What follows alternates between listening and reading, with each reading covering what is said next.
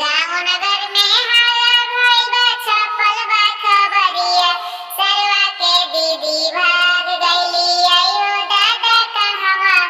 गाँव नगर में हाला भइल बा, छपल बा खबरिया, सरवा के दीदी भाग गइली, आयो दादा कहवा।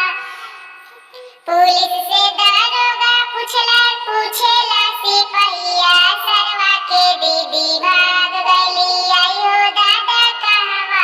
सरवा के बहिनी भाग गइली, आयो दादा कहवा।